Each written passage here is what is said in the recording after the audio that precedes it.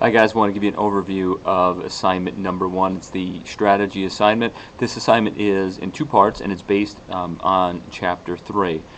You will see a list of different companies at the bottom of the assignment in the eCollege tab, and both of the parts are going to revolve around that list of companies. Check eCollege for that company list. They should all be companies that you've heard of and or companies that you can easily access information about on the internet.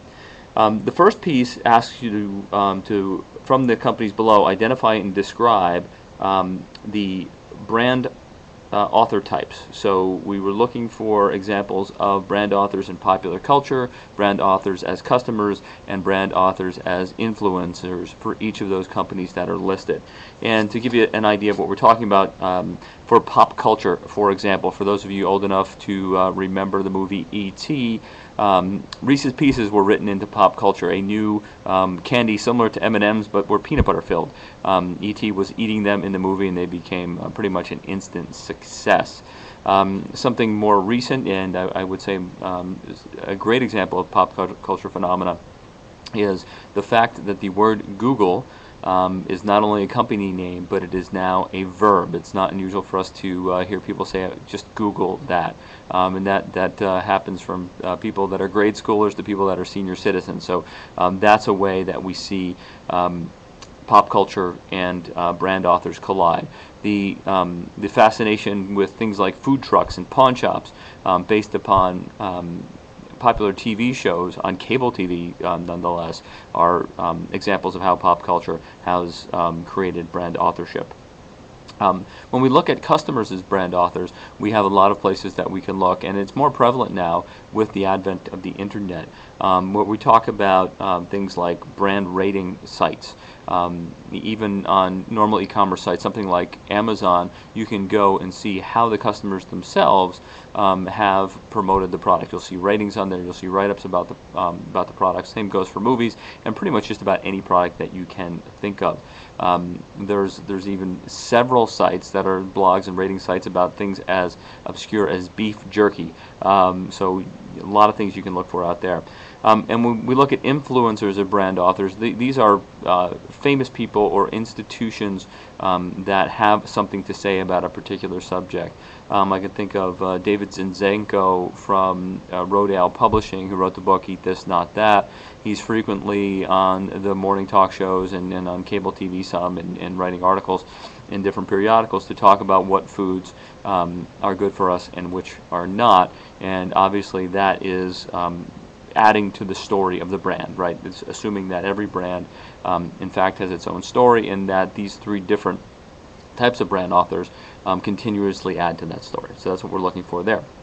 In the second half, I'm looking for an explanation of the different types of brand value. So we've got 4 of those: reputation value, relationship value, experience value, and symbolic value. So again, to give you an example of reputation value, a manufacturer like BMW, car manufacturer, they make cars that get you from point A to point B, but what's more is the reputation that they have. They're known as a luxury car. They're known for being a high-quality, high-performance automobile. Right? Same could be said about many different automobile companies. The example in the book is Volvo. So Volvo doesn't have necessarily that luxury reputation, but it's got a safety reputation. So you can think along multiple lines. Relationship value is something where the interaction between the user or the customer and the product and or the company have a certain importance, and that is built into the brand. If you can think of recent State Farm insurance commercials where the commercials highlight the fact that they have real people there to take care of their customers, rather than just a website or somebody on chat or over the telephone. They're emphasizing the human touch. So that sort of reputation is what we're talking about. The third one is experiential brand value, and really the classic case for that is Disney. Disney is all about creating a certain experience, usually a family-centric experience, and it's something that anybody who's bought a Disney product or service by going to a theme park or watching their movies understands what we're talking about there. Those of you that are in the Northeast will possibly recognize the supermarket chain Wegmans.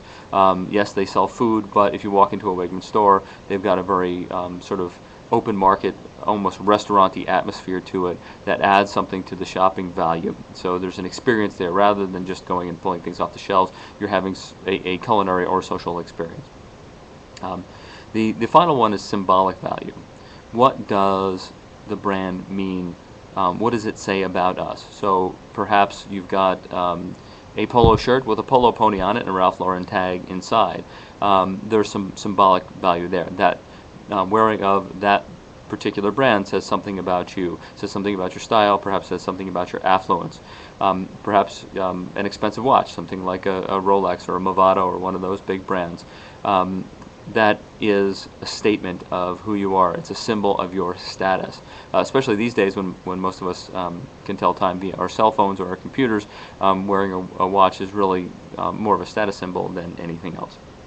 So what the assignment asks you to do is look for examples of these brand authors and brand value within those companies that are listed there. If you have any questions, post questions and comments or email me. Thanks.